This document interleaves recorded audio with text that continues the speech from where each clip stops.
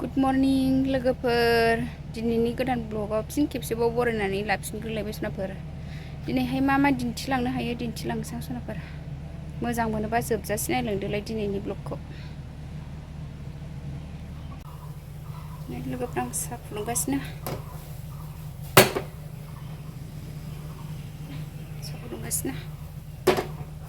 साहा एसे लोंग्रोनोसै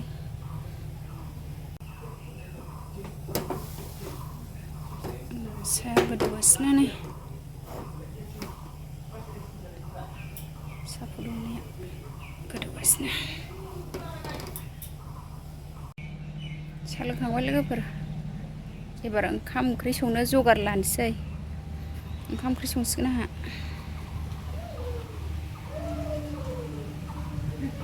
ओंखाम ओंख्रि संनो नागिरलायबाय मैगं थाइगं रेडि लाग्रोजोब्बाय नै सजना आलु अमा बेदर दालि जल संसै अमा बेदर गोरान दालि जल एसे संसै अन्थाइ बाजाब जोंना खुसिया संनांगौ सजना आलु संग्रोनोसै सजना आलुनि थाव सेरबाय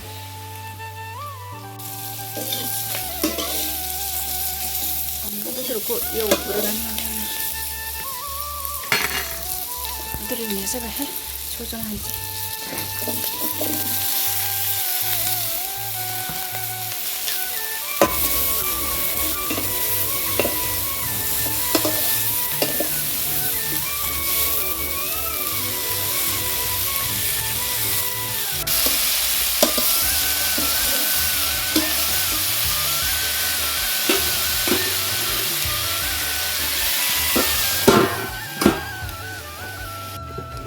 दालि जला जाबाय थाव सेरखांबाय आं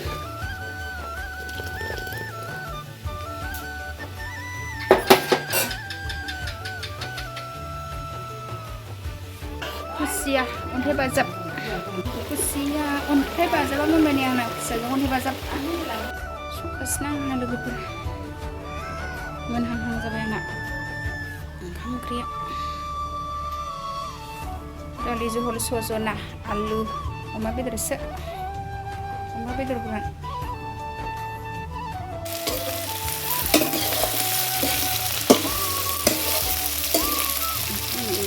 लानाय जाबाय दै होनसांसो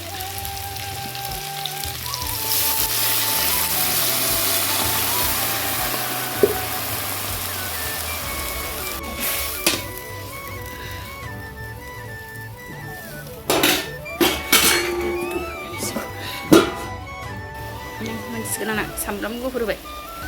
जिरा पाउडार एसे होनसै जिरा पाउडार होबाय आङो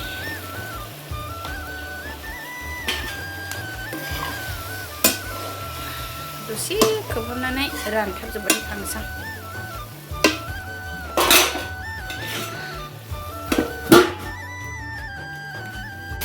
सजना आलु अमा बेदरा मोनबाय